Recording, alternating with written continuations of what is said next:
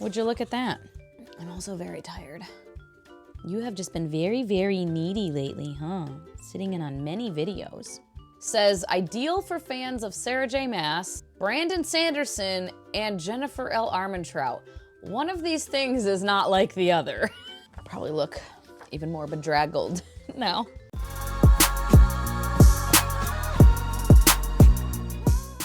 You have to move. You can see me here. Well, hello. Welcome back to my channel. Joshana and Lily here to talk about some friggin' books. I feel as though I look a fright. I have been moving things about. Boyfriend is officially moving in. He's basically been living with me for like a year. We've barely been at his house in the last year, but officially now like moving in. So we've been doing stuff with that, and I feel grimy. Also, I'm a little bit sick, I think. My throat's a bit sore and my nose is sniffly.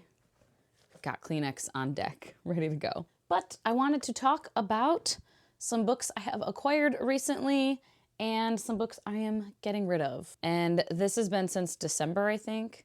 Ones that I've kind of pulled to Unhaul, and then since the last time I said I'm done, no more unhauling for 2023. I think there's like a couple that towards the end of December I actually decided to get rid of, and a few more from January already. So I'm gonna start with the hauls. Lily, are you gonna relax? No, baby, you can't get up there. Oh, you're gonna leave. Okay, goodbye. I'm also very tired, which I feel is apparent on my face, but that might be me just being whatever, insecure. I don't know. I don't care that much, obviously. I'm recording a video. So yeah, the haul first. We'll start with the new books I have, and almost all of these, there's only, what, 7, I think? And they're all gifts except for one, I think, or 2, 1 or 2. Starting with the gifts from Elle. She's continuing to feed my habit regarding collecting Wuthering Heights editions. I think legitimately probably at least 75% of my Wuthering Heights collection is from her. And she got me these for Christmas, which was ever so kind. This one here, this is cover illustration by Claire Shorrock. Wuthering Heights Collector's Editions, okay. Wordsworth. It's a Wordsworth edition. Okay, Wordsworth Editions Limited. Cute, cute. There's nothing in this one that's like fancy on the inside or whatever, but it's just like such a cute cover, and it's, you know, a naked hardcover, which all of these are, which, you know, I love. Most of the Wuthering Heights ones I have are that. And then this one, which I'm not sure what the edition is. What is this? Oh, this is another Wordsworth one. Oh, wow. Would you look at that? Lux Collection. Okay, so that one's Wordsworth Collector's Edition, and this one's Wordsworth Lux Collection. Okay. Hey, Lily, can we not? Hey, stop it. No.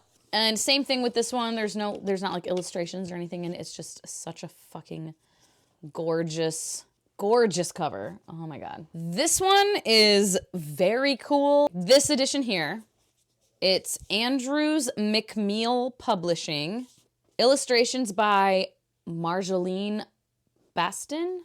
It's like a signature and I can't quite read it. So pretty. Yeah, it's illustrated, which is cool. Okay, there's like the pages have these little guys, like different ones throughout. Little bunnies and stuff. And then there's all this stuff throughout it, tucked into the pages, such as this really cool print of an Emily Bronte poem. Love that. And I'm going to frame that, I think. And then this Earnshaw and Linton family trees. And you open it up, and it's just such a cool little family tree. And I think I'm going to frame that also, because I do love Wuthering Heights.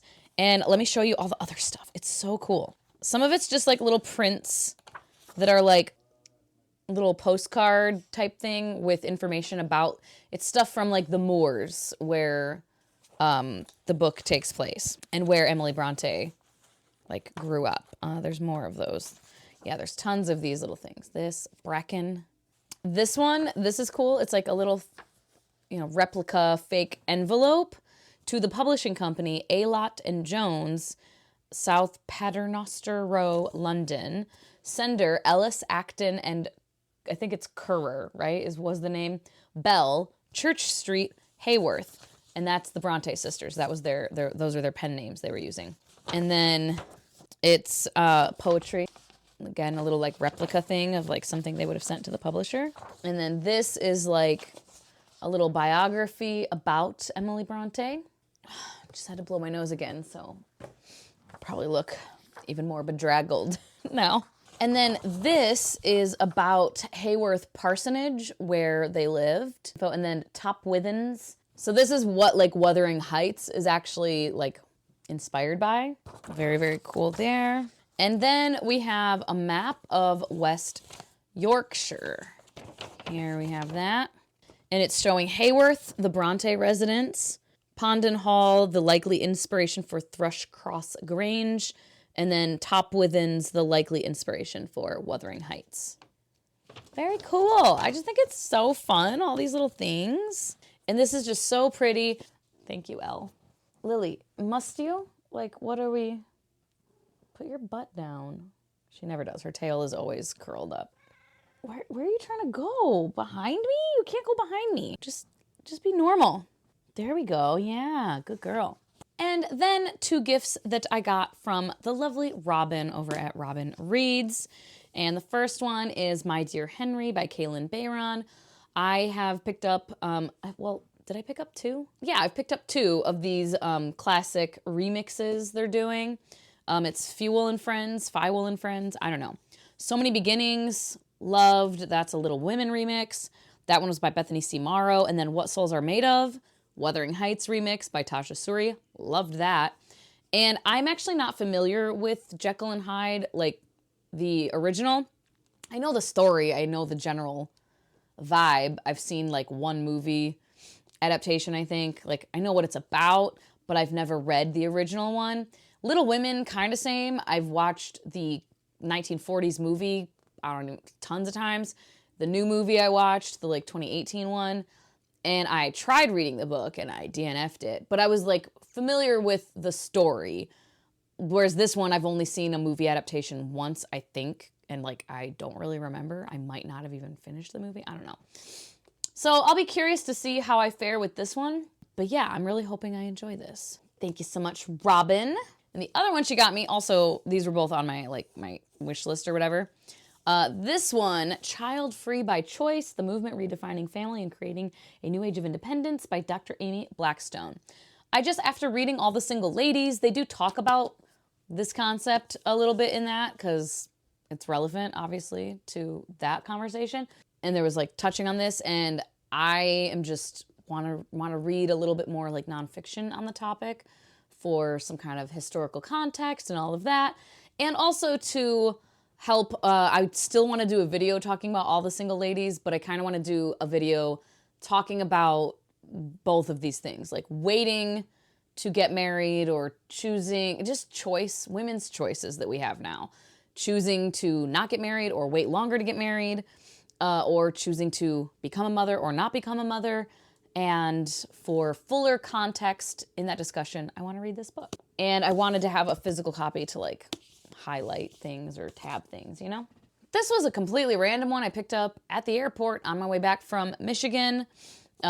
Sea of Tranquility by Emily St. John Mandel. I really love Station 11. I have The Glass Hotel, but have not read it, but I want to. And then I want to read this one too. And I've heard that they are all like in the same world. Definitely can see reading the synopsis here. On a remote island in the Canadian wilderness, the impossible notes of a violin echo in an airship terminal. This place, or is it a place, upends and connects a series of lives.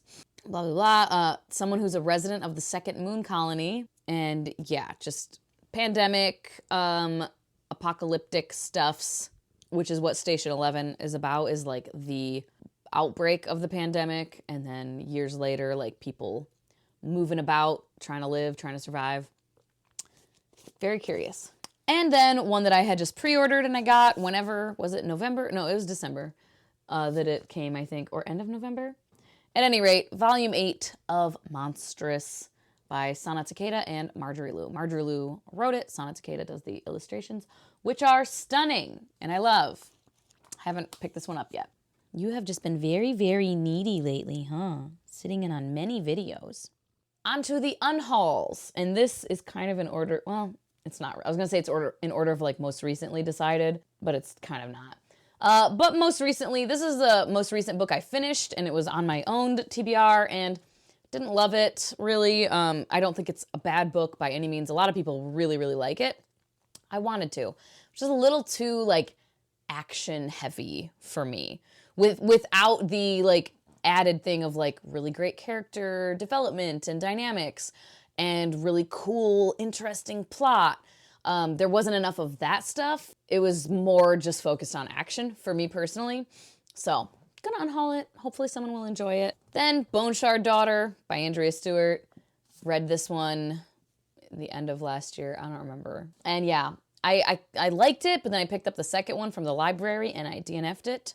So, not keeping this because I didn't like this enough. Like, I'm never gonna reread this. Then I have all 4 of the Barnes & Noble editions that I have of Lore Olympus.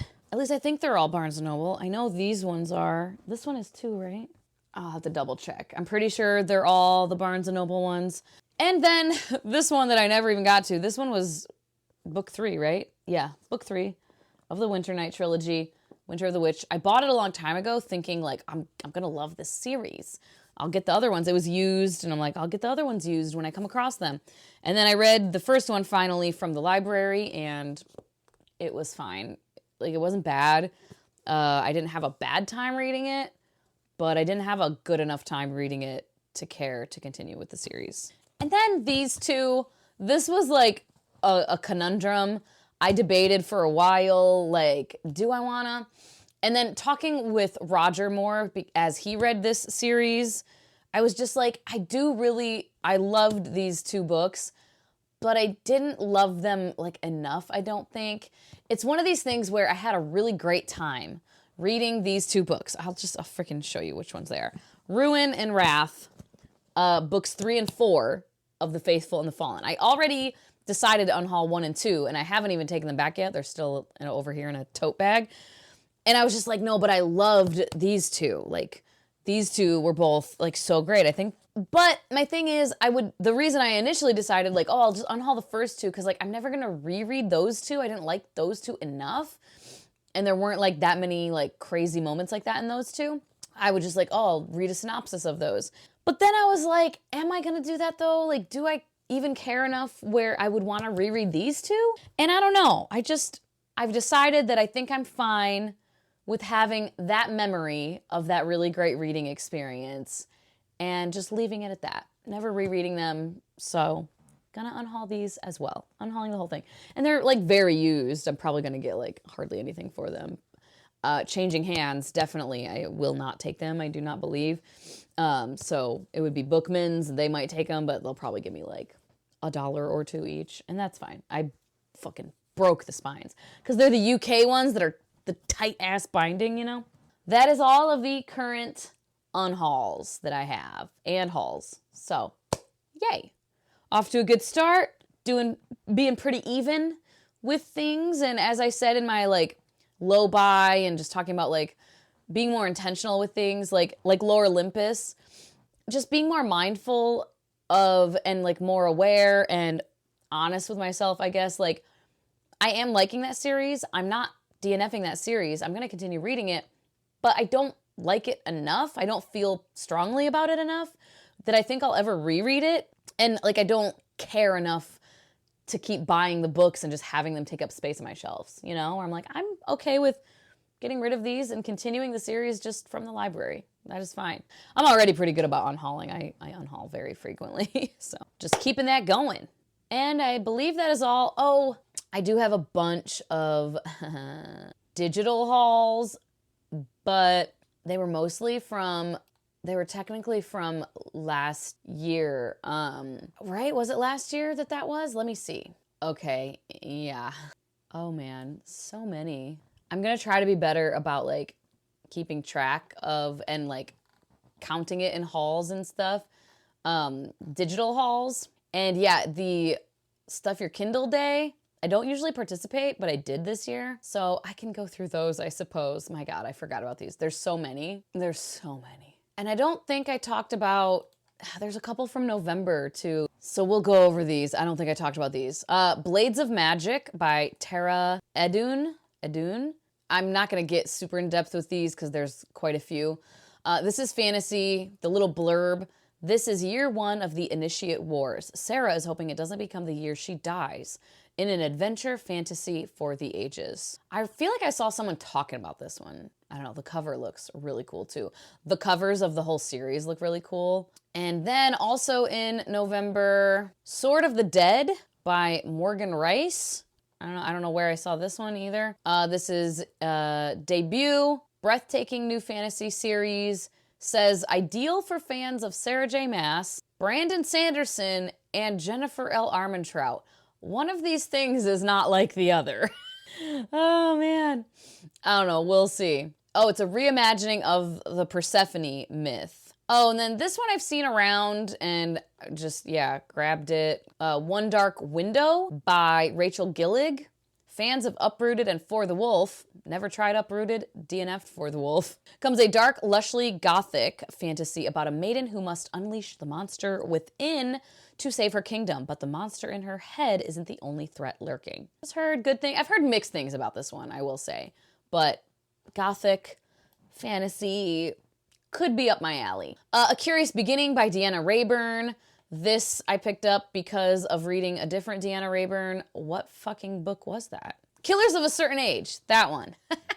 Where it wasn't like my favorite thing ever, but there was like a little romance. There was like one scene of like a flashback of like 2 characters being romantical, and the chemistry was off the charts.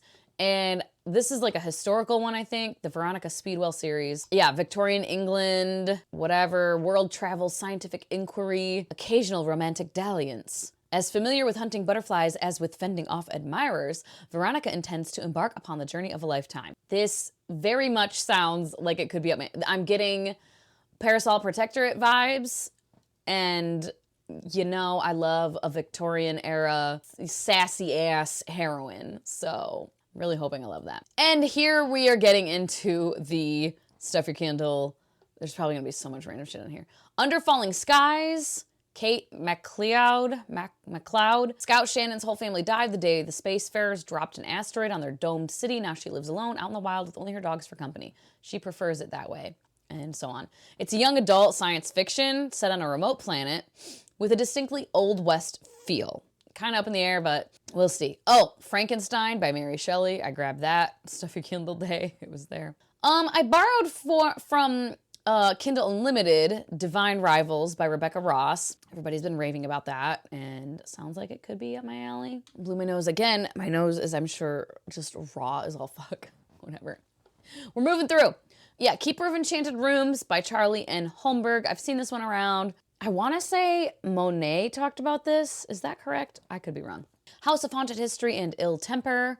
Make yourself at home in this beguiling novel of love, magic, and danger. Also from Kindle Unlimited, The Echo of Old Books by Barbara Davis. Novel about the magical lure of books and summoning the courage to rewrite our stories. Rare book dealer, blah, blah, blah. Someone who can feel the echoes of the book's previous owners. An emotional fingerprint only she can read. Cool. I'm giving like the most bare bones synopses of these. My phone's gonna die. The House Witch, humorous romantic fantasy by Delum Hawk. Delum, I'm sure that is incorrect, but yeah. I've seen this one around too. I know Monet talked about this and other people have too since then. Heartwarming and humorous blend of fantasy, romance, and mystery featuring a witch with domestic powers and the royal household he serves. Dinner. And then more Stuff Your Kindle stuff. The Dragon Blood Collection, books 1 through 3 by Lindsay Baroker.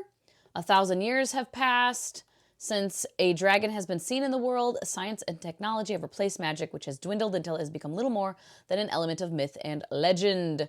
But there are those who still have dragon blood in their veins, whatever. Action, magic, and romance. Golden Curse by M. Lynn, another fantasy romance.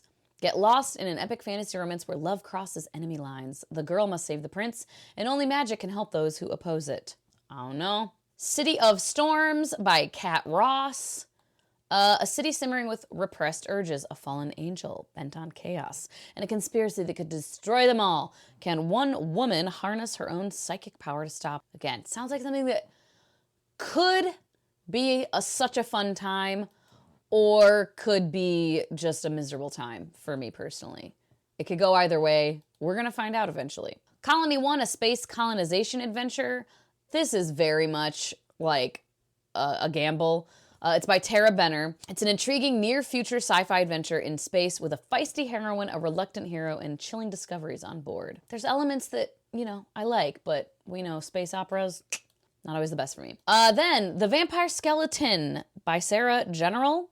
Living in Harrowstone means you either follow the rules or risk exile to the outside world. Rowan is the healer's apprentice. The rules have never bothered her until a vampire attacks her community and hurts one of the people she cares about most. She's forced to make a life-altering decision, hunt the vampire or let her best friend die. And then a couple more Kindle Unlimited. Empaths lure and enemies to lovers' fantasy of manners. An incubus, by Jen Linning.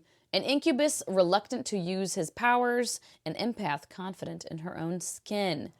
Blah, blah, blah, blah, blah. Who will be the seducer and who the seduced? I don't know. Fantasy of manners. Like, it sounds like it could be fun. Another Kindle Unlimited by Adrienne Miller, The Traveling City. A dark fantasy romance mystery. This one very much is a gamble as well. Could be so fun. Could be, I don't know. Dark fantasy mystery packed with romance, even more existential dread. Set in a whimsical, bizarre, and ever-changing world. If you'll love it if you're looking for character-driven fantasy. A queer approach to gender. Cool. Dark themes. Fine. Painfully beautiful world. Say less. Be true, hopefully. Grumpy sunshine romance. Magic system that reflects the character's psychology. Ambiguous but ultimately lovable characters. Moral and existential philosophy. That part, the existential dread, I don't know. We'll see. Cover is so pretty. Oh, it's so aesthetically appealing to me. And another Kindle Unlimited, The Yellow Dragon, a Pingsy and Benzel mystery by Raisa Nelson. Medieval fantasy with mystery with two unlikely amateur detectives, a little girl, and an aging dragon slayer. I mean, come on. And the cover, colorful, pretty, fun. Okay, we're getting towards the end, kind of. Back to the Stuff Your Kindle. I got The Swordsman's Lament by G.M. White, a dead prince, a grieving king, a legendary swordsman accused of murder. Loyalty counts for nothing when the king demands blood. Royal champion, confidant to the king, da-da-da-da-da, discovers he's expendable, find the killer, or die for a crime he didn't commit. Firefly, a Japanese historical fiction by India Millar. There are some who believe that the honor of the samurai is reserved for men, but they are wrong. Warrior Woman of the Samurai, Book 1. Nocturne for a Widow by Amanda Deweese. The ghost may be the least of her problems. Sybil Ingram, she's a vivacious actress. It says it's a delightful fusion of gothic romance, mystery, and romantic comedy. Perfect for readers who love dashing Victorian women sleuths like Deanna Rayburn's Veronica Speedwell and Elizabeth Peters' Amelia Peabody. Okay, again, if I like the other one, maybe I'll like this one. Murder at the Manor, a 1920s cozy mystery by Catherine Coles. Kind of just hoping for some more Lady Hardcastle vibes like that. I don't know. Yeah, it says if you enjoy books by T.E. Kinsey, you'll love this gripping murder mystery. It also says Verity Bright. I tried a Verity Bright that did feel kind of like T.E. Kinsey, but it just wasn't hitting the mark for me. So I wasn't such a fan of it. It was fine, but I just wanted more T.E. Kinsey. So hopefully that's not the case here. And then finally, the last one from the Stuff Your Kindle day that I grabbed, The Palace of Lost Memories by C.J. Archer. I feel like I've heard of this author before. Captivating new fantasy featuring court intrigue, power struggles, a strong heroine, and a slow burn romance. Again, look up the full synopsis if you care. I did not have time, did not have battery power to do that today with all of these. So there we go. Those are the ones. And then I did get one, I had an Audible, what's it called? An Audible credit that I used to get Cobalt Red by Siddharth Kara, which is about the Congo, the cobalt mines, etc. It's nonfiction. Don't know when I'm going to get to that, but hopefully sooner rather than later. I think that's the one that Elle recently read and like really recommends. I'm pretty sure that's the one she was talking about. So there we have it. There's all the things. There was way more than I thought because of the digital hauls, which again, I want to be better about. Like, comment, and subscribe if you feel so inclined and you have not already. Leave a little emoji if you just want to say hey, show support, help the algorithm, etc. As always, thank you so much for your time. Hope you all have a wonderful day, and I will talk to you later. Bye-bye.